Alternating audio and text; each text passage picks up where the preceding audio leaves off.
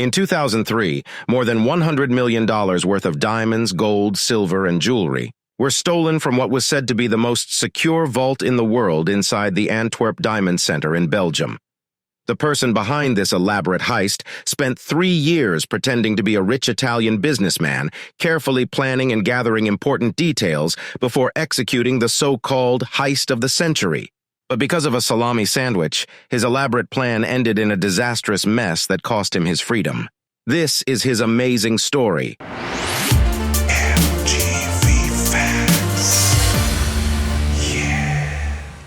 The Antwerp Diamond Centre in Belgium is called the diamond capital of the world. Almost 75 to 80% of the mined diamonds every year from different countries come here to be made into finished jewelry products. Every day, more than 8,000 diamond buyers visit the center, and up to $100 million worth of diamonds and jewelries are being sold here. But not all diamond deals that take place here is legal, and Leonardo Notarbartolo is one of the people who regularly visit the diamond district to illegally sell his stolen diamonds from his country of Italy. During his regular visits there, he heard a rumor of a large amount of diamonds and jewelries stored in the most secure vault under the building of the Antwerp Diamond Centre. Upon hearing this, he said to himself that he is tired from the small earnings he gets from selling his small pieces of diamonds, so why not make this his next target?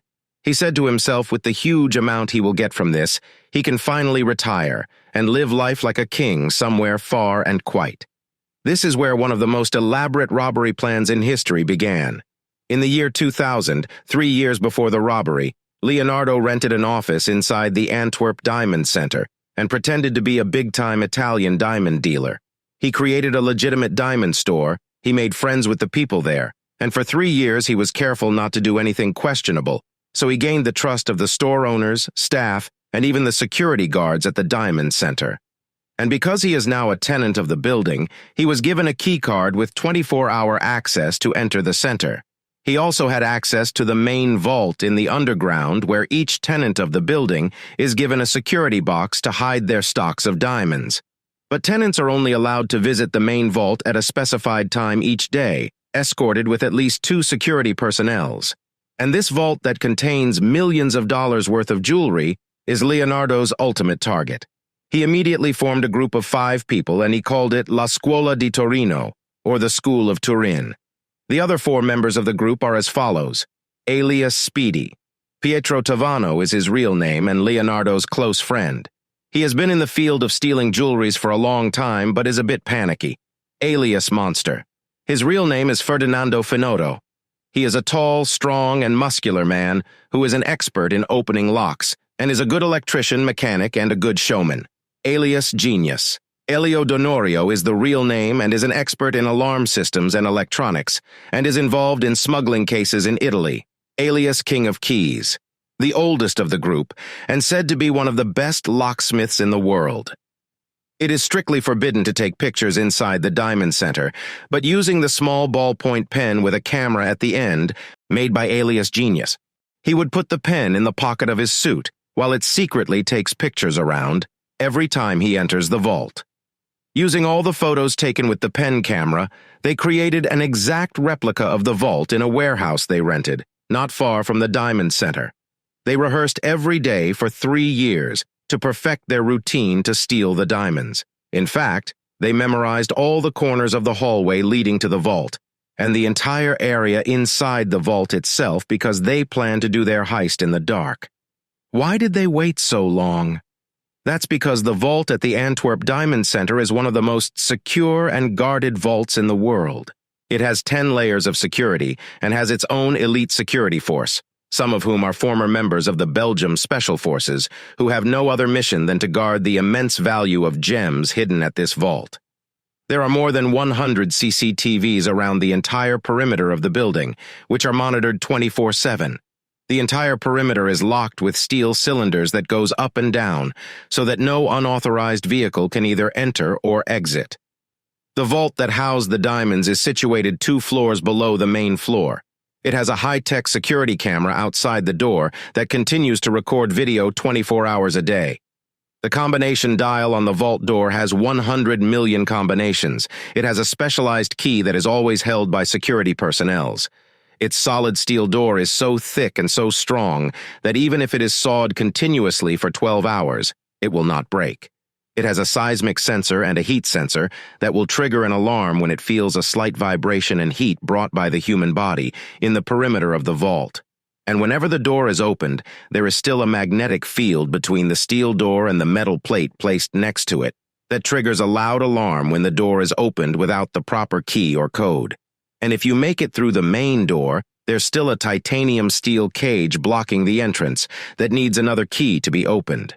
On the night of February 15, 2003, they finally executed their plans. They chose Saturday because there were less people at the Diamond Centre that day. That same day, for an unknown reason, there was only one guard left in the entire building. Perhaps it is because the vault of the building is so secure that the management of the building became complacent that no one would attempt to enter the vault that night. It was just one day before the heist on February 14th that Leonardo entered the vault to deposit his diamond sale. Using the technique that he trained for 3 years, he sprayed the heat sensor of the vault with women's hairspray, which was not noticed by the guard who escorted him.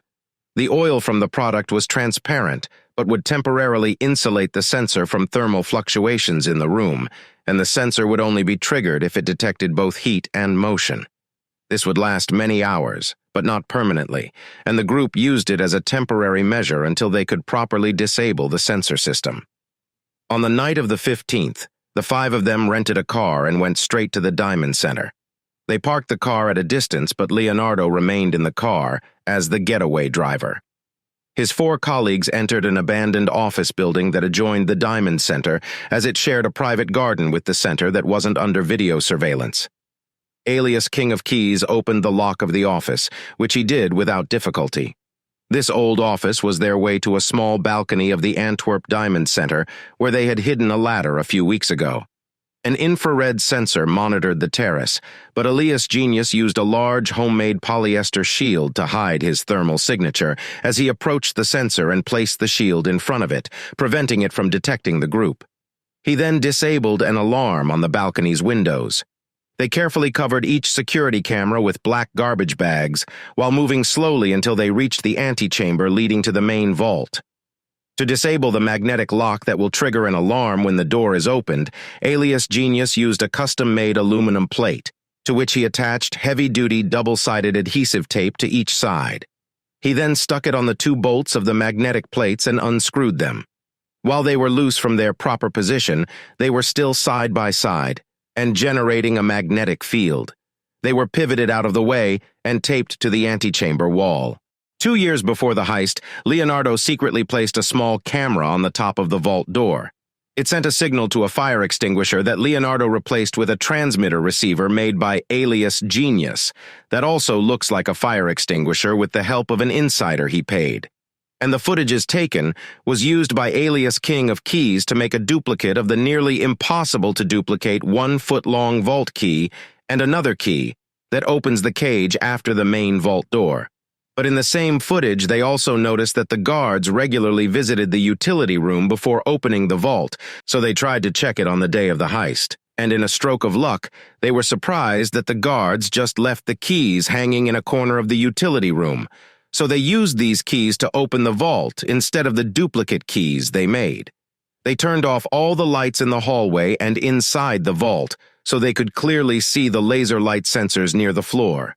ALIAS King of Keys opened the door inside the vault and hacked the alarm system. They covered all the heat sensors with styrofoam boxes so it no longer works. After that, one by one, they opened the security boxes full of jewelries using a drill in the dark.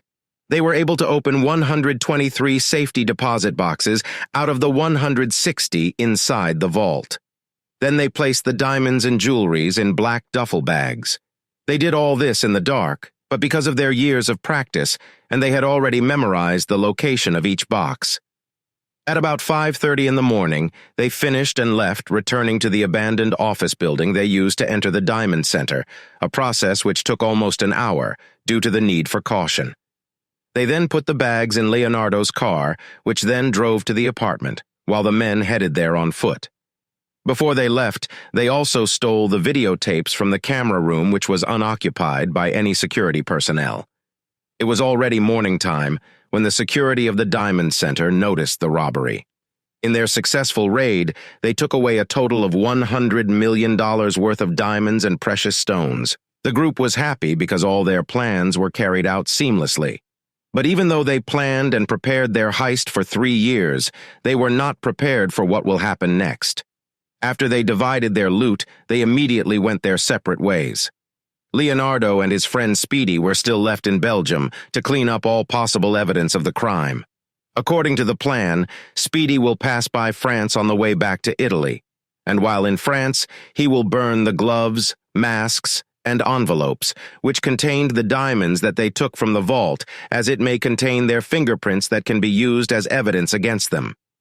But Speedy has a history of panic attacks, and he didn't want to wait until they get to France to burn their garbage for fear of being caught by the authorities. He insisted on disposing them in Belgium. Even against his will, Leonardo agreed to his friend's wish, and they went to a forest near Antwerp.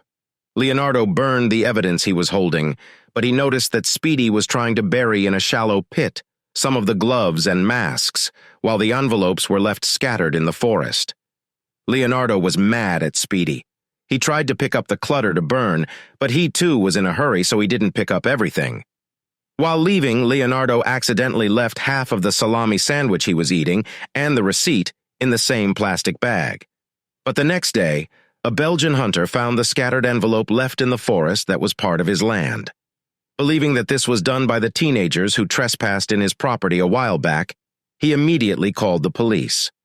When the police arrived, they found the envelopes with the logo of the Diamond Centre printed on them, and what was left of Leonardo's salami sandwich and the receipt. Using the receipt that was left with it, they traced the store where the salami sandwich was bought, and on its CCTV they can clearly see Leonardo buying the salami sandwich. Now that the police knew who the suspect was, they didn't make it public yet. They knew that one day Leonardo would show up at the Diamond Centre, so they pretended not to know, and they were right in their suspicions. The next day, Leonardo arrived with his cousin, Antonio Folletti, at the Diamond Centre. Leonardo wanted to come back at the center to avoid people suspecting him why he suddenly disappeared. The guards immediately alerted the police, and Leonardo Notarbartolo was arrested. Antonio Folletti ran away but was caught moments later in Leonardo's apartment while he was trying to dispose of the other crime evidences. Folletti was released after a few days of detention in the precinct. At first, Leonardo did not want to admit to the crime, but with the amount of evidence laid against him, he finally confessed, and was later sentenced to 10 years in prison.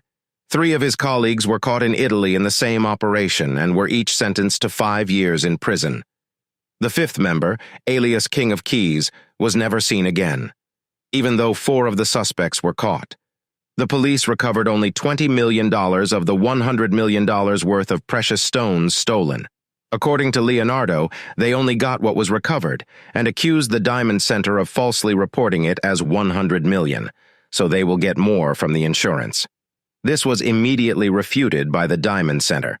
Leonardo was sent to prison in 2005 for a 10-year sentence, but he was paroled and released in 2009. He was arrested again in 2013 for violating a parole violation, wherein he had to pay the victims the value of their lost jewelries, which he never did. He completed his sentence and was paroled again in 2017.